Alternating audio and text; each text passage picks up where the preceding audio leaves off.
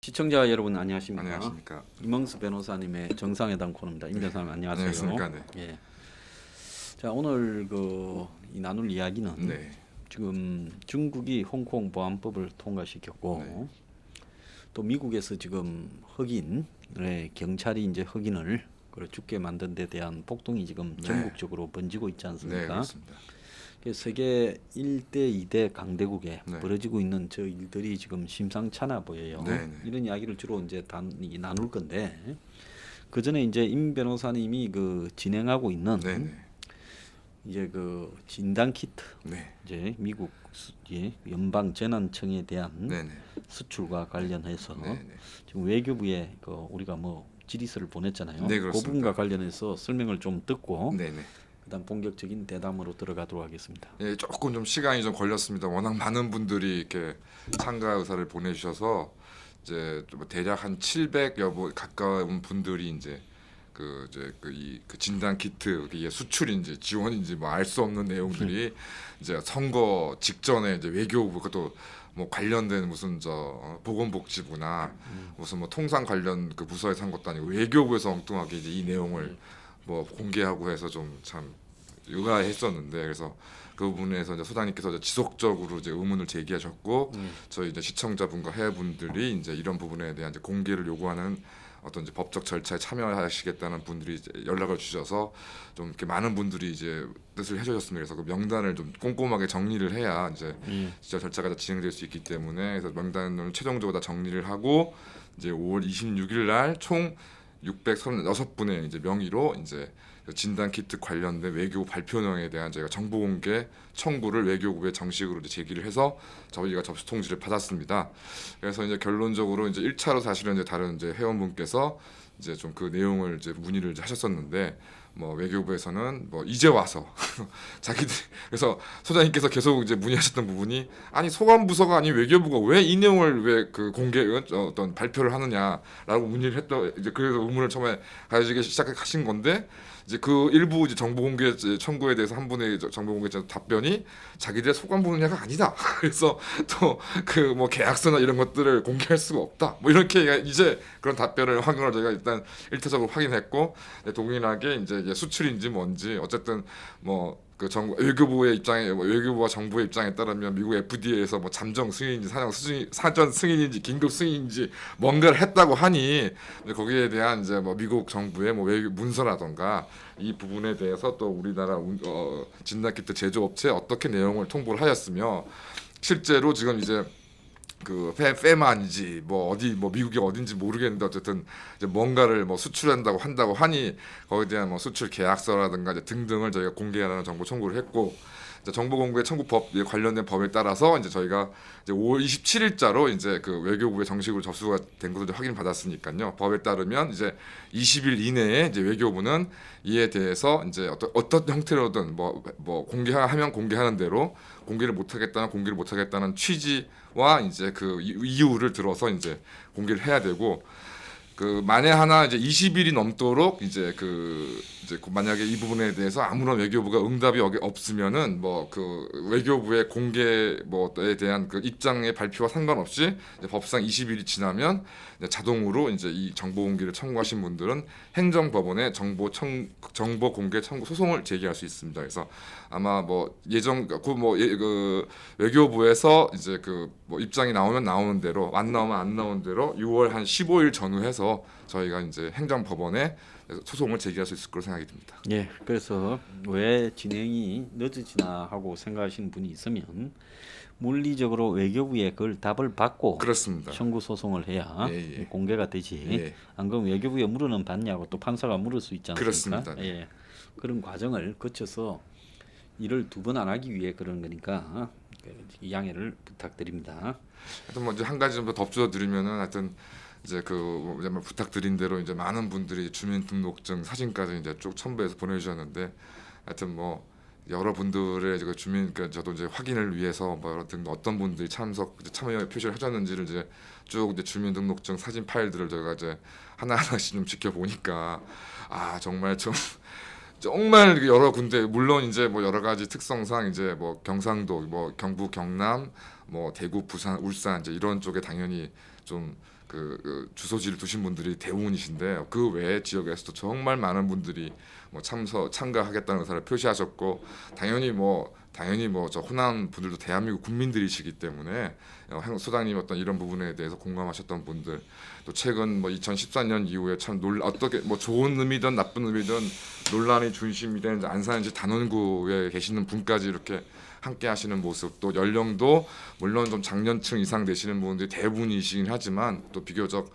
뭐 30대 후반 40대 초반에 또 이게 비교적 젊으신 분들도 꽤 많이 참여하게 하겠다는 의사를 표시하는 걸 보고서 좀 개인적으로는 그 뭐 하여튼 선거 이후에 좀 굉장히 저도 뭐 여러 가지 실망이 좀 들고 짜증이 나는 일이 많았는데 좀 굉장히 좀 마음이 따뜻해지고 좀 힘이 되는 좀 그런 이제 마음이 좀 들었고요. 하여튼 소장님께서도 뭐 최근이나 이제 얼마 전이나 하여튼 좀 여러 가지 짜증 나는 일이 많으실 텐데 하여튼 그런 반면에 잘못된 선택을 하고 잘못된 또 생각을 하고 있는 뭐 대한민국의 사람도 많긴 하지만 또 그에 또 비례해서 또 이제 소장님의 이런 또 깊은 뜻을 알고 또 좀 이게 사실은 이런 부분에 참가한다는 게 또 일반인 신분에서는 좀 쉽진 않으신 일인데 기꺼이 이렇게 함께 동참하신 걸 보면서 저도 좀 이 사진 정리하는 게 좀 쉽진 않았지 뭐 이게 명단 정리하고 확인하는 게 쉽지는 않았는데 하여튼 조금 최근에 들어선 좀 거의 유일하게 좀 마음이 좀 따뜻해지고 좀 보람 있는 일을 한번 한 것 같습니다. 네, 그 많은 분들께 감사드리고요. 기필코 이 일에 대해서 정권에 이런 대충 넘어가면 된다라고 하면 거짓말하는 행태를 버릇을 고치는 계기가 되기를 바랍니다. 네. 자, 일과 유사한 일이 하나 있었어요. 그렇습니다. 트럼프가 그 일론 머스크입니까? 네네. 스페이스X라고 네. 우주선 네. 민수 우주선을 네네. 이렇게 발사했죠. 네네. 그 발사 현장에 가서 G7을 G10이나 G11으로 확대해서 네네. 한국 그러니까 호주 네. 그러니까 러시아 인도 등을 네. 네 나라를 이렇게 부르겠다. 네. 러시아가 들어가면 이제 G11이고 안 들어가면 G10인데 네네. 그래서 한 9월이나 11월 이후에 하든지 하자 그렇게 말을 해서 좀 화제가 되지 않았습니까? 네 그렇습니다.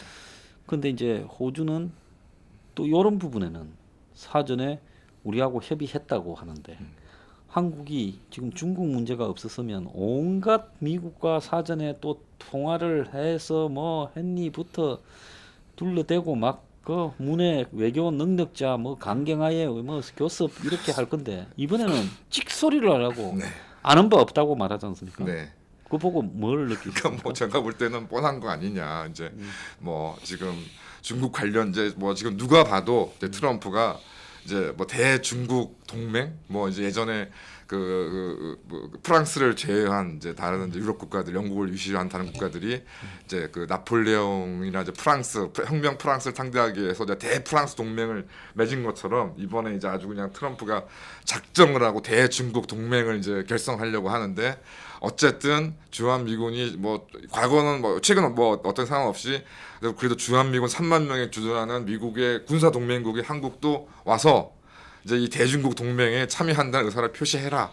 라는 게 뭐 뻔한 얘기인 것이고 그거를 뭐 미국이나 뭐 이런 쪽에서 대한민국의 사전에 의사를 타진하지 않았다 말이 안 되는 얘기라고 생각하고요. 그러니까 그러다 보니 뭐 이전에 소장님 말씀하신 것도 만에 하나 이게 중국 관련된 이슈가 아니었으면 뭐 질병 코로나와 경제 코로나를 또 이제 재난지원금까지 해가지고서 이번에 아주 대한민국이 아주 성공적으로 극복하고 있는 거를 미국에서도 부러워하고 있고 원더풀을 외쳤다 지금 난리가 났을 텐데 하여튼 왜 이렇게 조용한지는 뭐 뻔한 거 아니겠습니까? 자, 그 좀 웃긴다 이래 생각이 들고요. 이제 또 한편으로는 이 지금 미국에서 좀 이제 이 흑인 사례 때문에 폭동이 났는데 중국이 이제 또 이 홍콩을 먹으려고 되니까 미국이 또 중국을 압박하기 위한 네. 절차에 들어갔거든요. 네네. 그래서 이게 이제 세계 경제가 굉장히 이 침체 상태에 빠져들었고 특히 중국이 더 침체했고 네. 그런 중에 코로나가 와서 그러잖아도 빌빌 싸는 세계 경제, 미국, 중국 경제를 코로나가 강타를 했고 그 속에서 이제 터져놓은 네. 연장선상의 일이다.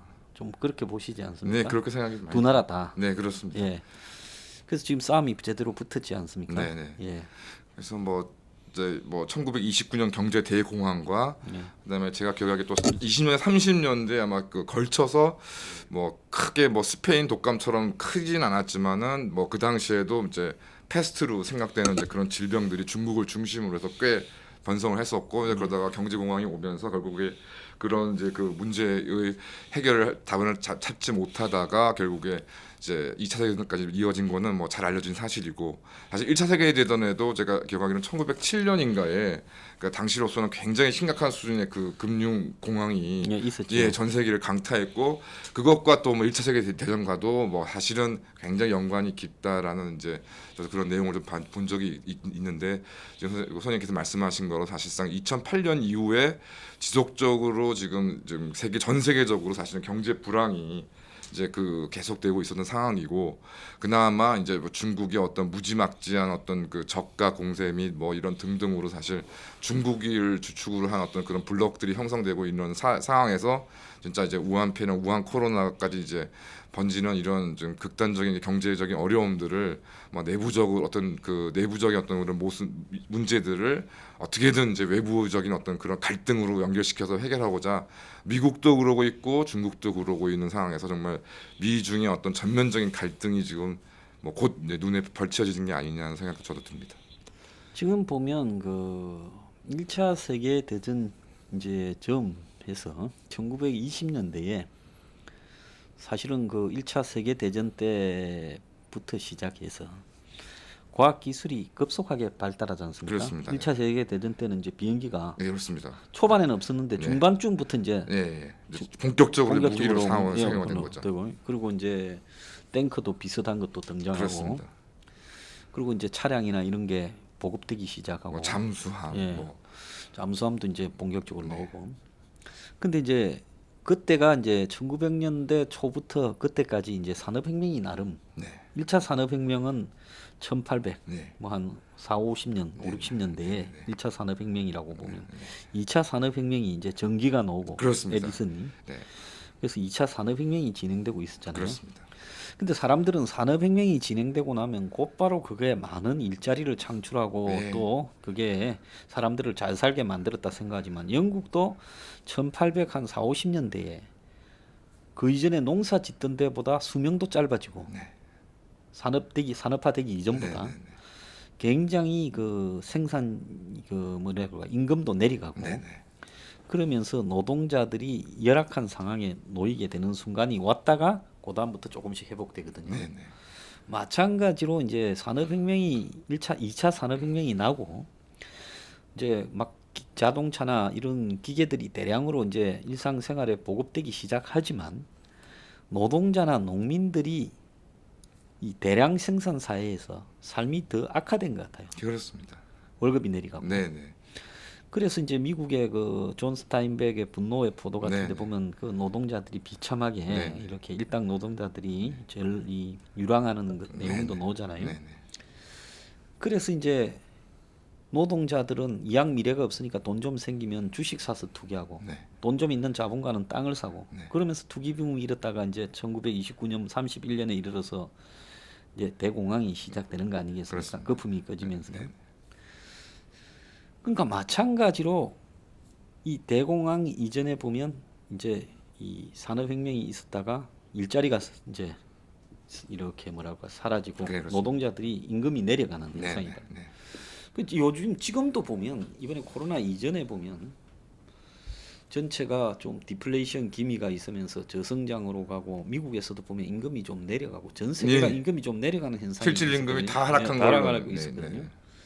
그러다가 이제 코로나가 오면서 이제 이게 이제 빨리 터지는 양상으로 가게 되는데 굉장히 유사하다고 봐요. 네, 전간기라고 부르던 네, 네. 때와 지금이요. 네, 그렇게 생각이 듭니다. 그러니까 이제 미국은 당시 2차 대전으로 보면 이제 당시에 영국이나 미국 같은 이제 이런 식민지를 가지고 있는 좀 살만한 나라고. 중국은 이제 그때 보면 독일이나 이탈리아, 일본 네. 같이 네.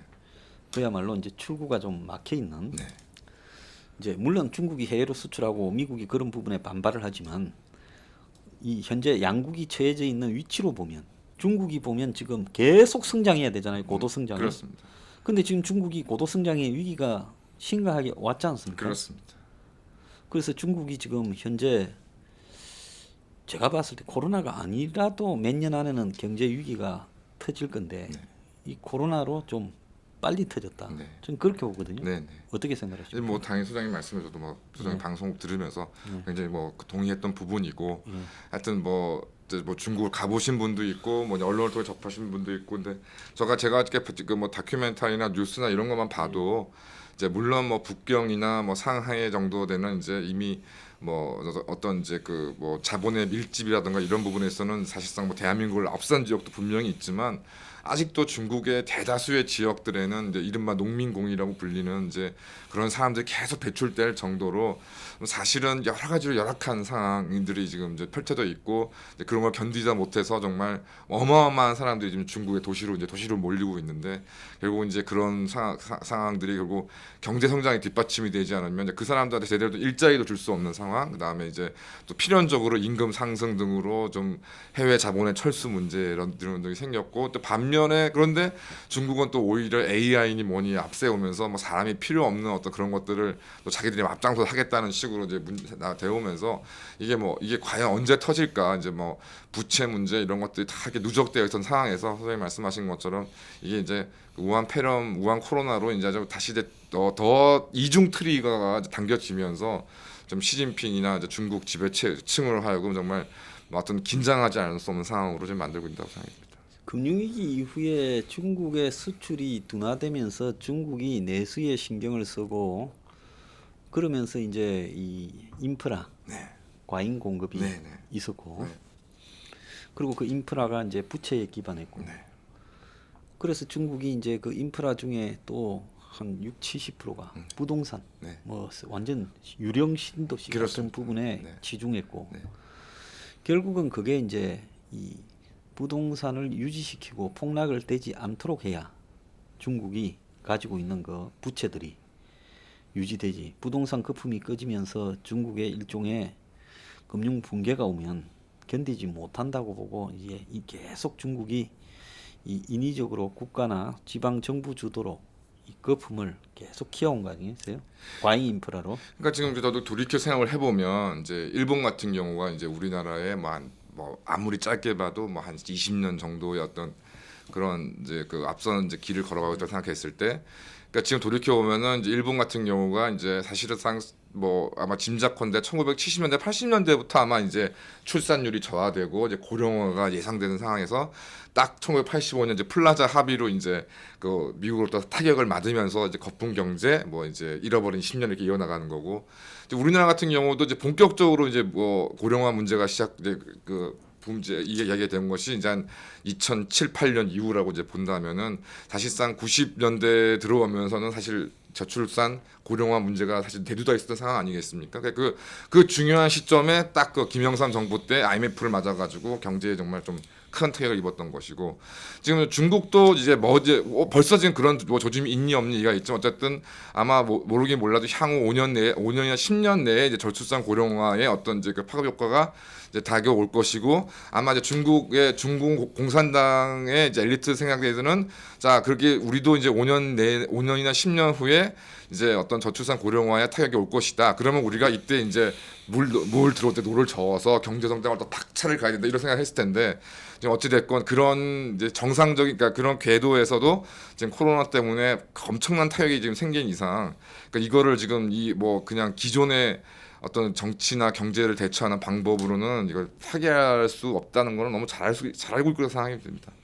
자, 그래서 이제 이 중국이 그 홍콩 문제가 작년부터 쭉 이어져 왔거든요. 그렇습니다. 근데 중국이 홍콩에 보안법을 적용해서 사실상으로 일국 양제를 인정하지 않고 홍콩을 뭐 보안법이라 해서 홍콩에 대해서 중국이 정치적인 어떤 압박을 가하거나 뭐 이 체포라든지 처벌을 가한다 이런 수준이 아니라 그렇습니다. 사실상 홍콩을 중국의 하나의 시로 병합해가는 과정이라고 봐야 되지 않겠습니까? 그렇습니다. 본질은요. 네네.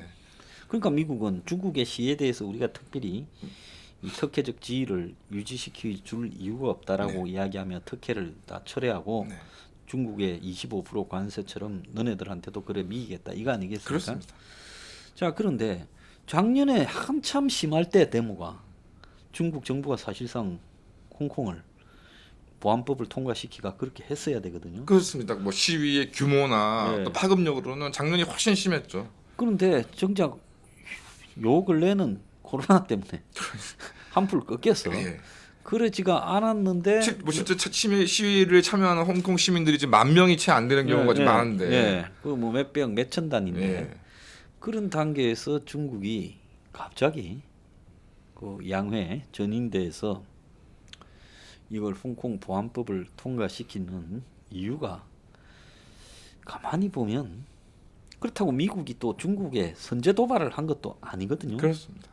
뭐 미국과 중국 간의 무역 분쟁은 전번에 일단 나기 됐잖아요. 그렇습니다.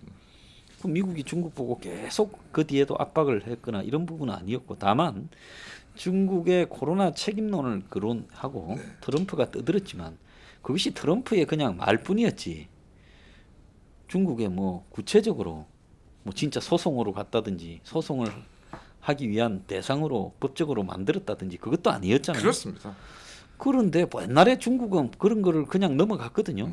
저 혼자서 떠들다 말겠지 하고 넘어갔는데 이번에 이제 홍콩 이 보안법으로 쳐 내려온 거는 지금 중국이 왜 갑자기 뜬금없이 저랬다고 보십니까? 저러면 자기들도 데미지가 입을 걸 알면서도요. 그래서 이제 좀 하여튼 뭐 결정적으로 오늘 이제 월요일 기준으로 이제 소장님 방송에서도 그 말씀하셨지만 이제 중국 공산당 엘리트들이 더 이상 어떤 이제 심리적으로나 실질적으로 여유가 없죠. 여유가 없다. 무언가 여기서 그러니까 무언가 좀 어떤 국면을 만들어내겠다고 딱 결정을 내린 것 같습니다.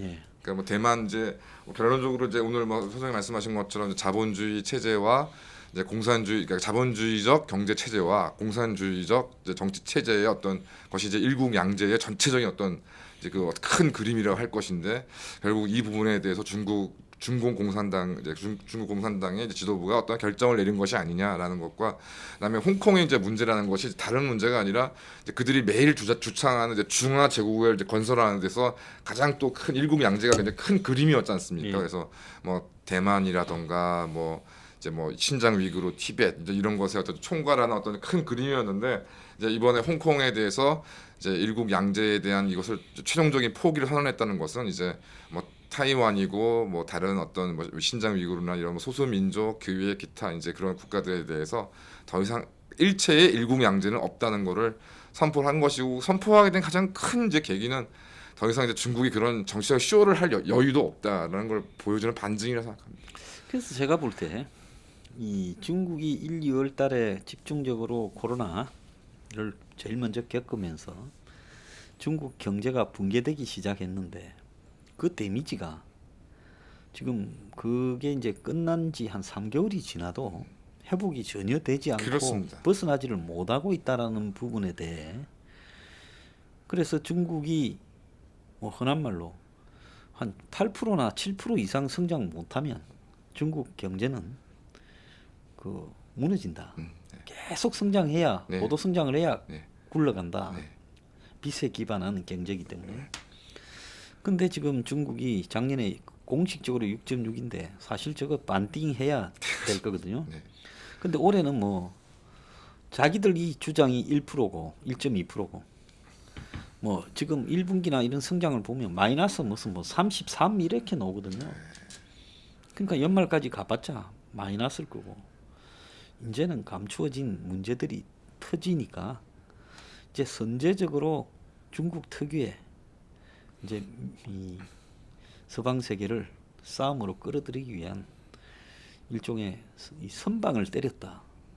그래서 이제 마치 서방의 경제 보복 또 서방의 무슨 간섭 이런 부분 때문에 비상적인 상황에 왔다라고 경제 실패를 이제 국제 관계에서의 충돌로 이제 일종의 책임 전가하려는 거 아닌가 이렇게 보여요. 그래서 이제 뭐 오늘도 이제 방송에 말씀하신 내용이고 저도 그러니까 좀 그러니까 궁금했던 것들이나 생각이 드는 게 이제 우리나라 같이 이제 이거는 뭐 그 무슨 어떤 위치가 그러니까 어떤 뭐 위치가 작다는 게 아니라 규모가 작은 나라 같은 경우는 이제 예를 들어서 뭐 경제 불황 경제적인 뭐 불황이나 이런 것도 좀 확 왔다가 좀 어떻게 또 한 번 그래도 좀 잘하면은 또 한 번 또 물러나기도 하고 이제 그런 것이 있는데 러시아나 중국처럼 규모가 큰 나라들은 쉽게 불이 나지는 않지만 근데 이게 그 뭐에서 뭐 이렇게 밑불 어떤 뭐 덤불이 이렇게 있는데 그 이제 그것이 워낙에 넓고 깊으니까 어느 정도 밑에 이게 불이 나도 이게 불꽃이 눈에 보이지는 않는데 그게 막 어느 계속 시간적으로 누적이 돼서 이 밑에 있는 밑불들이 쫙 퍼져나가서 한번 불이 딱 붙으면 이게 막 걷잡을 수 없이 불타오르기 때문에 누구도 어떻게 할 수 없다는 게 이제 역사를 보여주는 것이 예전에 이제 대표적인 게 뭐 중국의 무슨 뭐 태평천국의 난이라던가 기존에 있었던 좀 뭐 유사 종교와 이제 사이비 종교하고 결합된 의화단. 의화단의 나라도 농민의 반란 이런 것들이 홍건적, 황건적도 네. 그런 거죠. 그러니까 뭐 영나라도 그렇고 청나라도 그렇고 이제 그게 막 뭐 100년 정도 200년 정도 그 어떤 부패한 시스템이 뭐 탁 되니까 겉으로는 뭐 멀쩡해 보이다가 한번 탁 터지니까 이게 뭐 이게 어느 정도 그 어마어마한 국력으로도 커버할 수 없는 이제 그런 불길이 확 전국적으로 벌어졌다고 생각해봤을 때 중국도 지금 뭐 계속적으로 뭐 그러니까 아무리 짧게 그러니까 좀 길게 잡아도 하여튼 뭐 짧게 잡아도 최소한 지금 한 2000년 이후로는 계속 중국 경제가 문제가 되게 사실은 많다. 겉모양은 화려하지만 내실이 없다. 그다음에 저런 것들 이제 저 어마어마한 경제를 중앙 집권적인 어떤 소수의 엘리트가 통제하는 것이 가능하겠냐? 통계가 통계가 좀 왜곡돼 있다.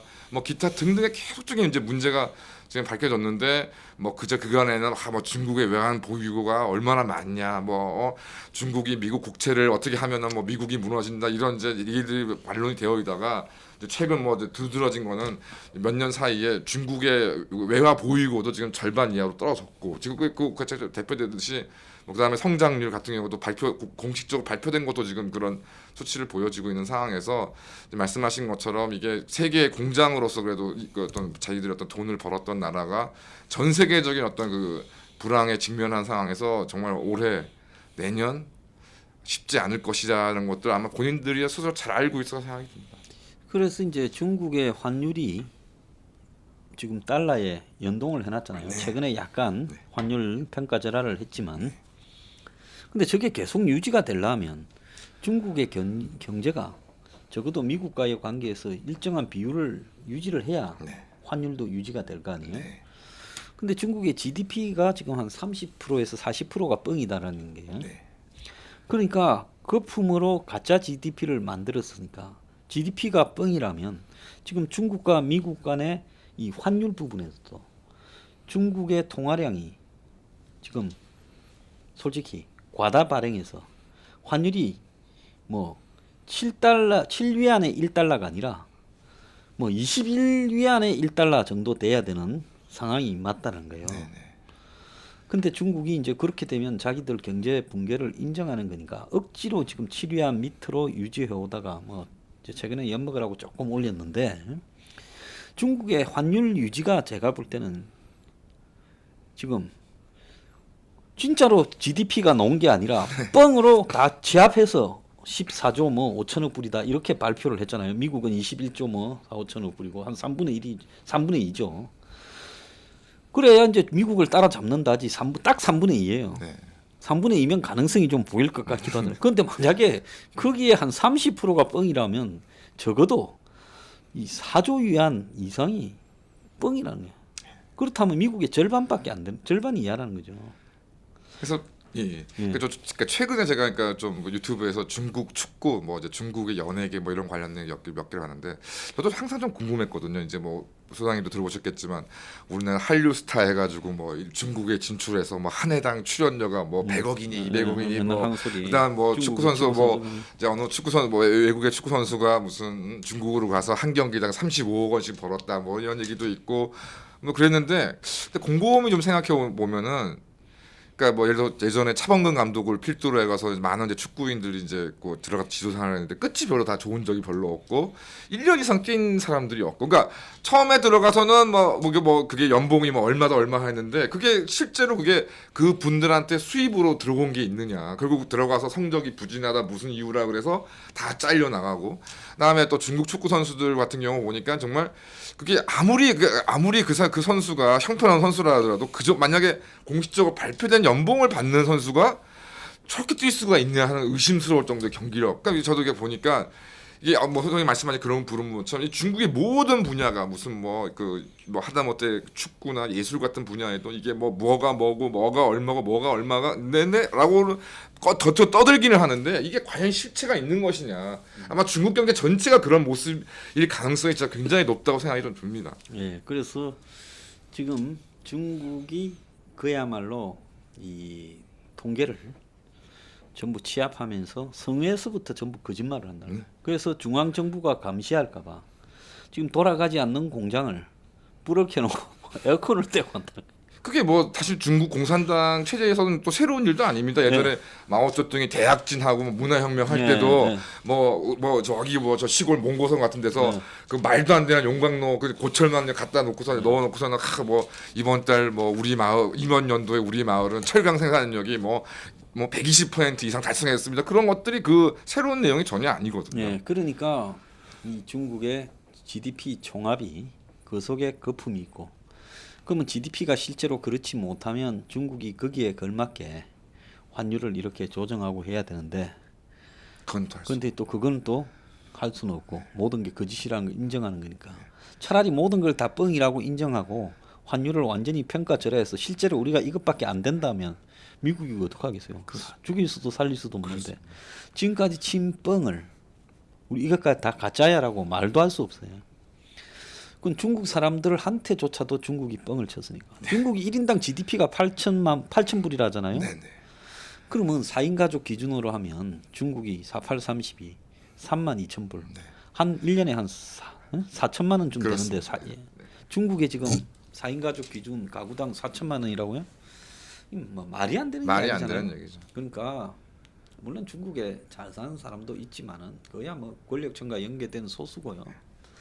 나머지 국민들의 삶은 굉장히 아직도 열악한데 중국이 지금 이제 스스로 그동안에 쳐온 뻥에 이제 숫자를 뭘 조정하거나 다시 지금까지 우리가 말한 거는 뻥이었다고 자수할 수도 없고, 또 시진핑이 그걸 인정하면 자기가 계속 집권할 수도 없어요. 그렇습니다. 그러니까 뻥의 이제 끝을 홍콩을 치고 대만을 이렇게 공격할 것처럼 긴장을 조성하고 남중국해에서 분쟁을 일으키고, 그래서 이제 서방과 미국이 중국에 제재를 가하고 그러면서 이제 계속 그냥 중국과 이 서방 사이에 이 긴장이 조성되고, 그래서 이제 과거에 이 미제의 침략 북한의 고정 메뉴잖아요. 미국은 북한을 가지라도 안 가질 건데 투감은 미제의 침략 운운했잖아요. 지금 중국이 결국 그 길을 가고 있는 거 아닌가 이렇게 보여요. 근데 이제 뭐 그 끝은 뻔한 거 아니겠습니까? 이제 뭐 오늘 이제 오늘 방송에서 말씀하셔서 너무 그러니까 저도 인상이 당연히 동의할 수밖에 없는 게 이제 예전 구소련, 뭐 북한도 사실 넓은 의미에서 마찬가지고요. 그리고 그런 자신들의 내부적 모순을 그래도 무마시키기 위해서 미국이라는 외부의 화의 긴장으로 이제 그 내부적 모순을 무마시키려고 하지만, 근데 그런 것들을 하다 보니 결국 군사적인 긴장이 고조가 되고 실제로 군사적인 위협이 또 무서우니까 뭐 그게 제대로 되든 안 되든 어쨌든 이제 군사 예산에 많은 이제 역량을 투입할 수밖에 없고 막 그러다 보니까 점점점 이게 국가 국민들의 어떤 경제 수준은 자꾸 떨어지고 그러다 보니 결국 그걸 감당하지 못해서 이제 낮아빠진 게 이제 이른바 소련이 이제 그렇게 고르바초프 그렇게 했다가 결국 소련이 완전히 붕괴가 됐던 것이고, 뭐 중국도 뭐 시간 문제이지 뭐 그 실력이 없는 제대로 된 실력이나 밑바탕이 없는 가운데에 겉모양만 뭐 크기만 큰 항공모함 무슨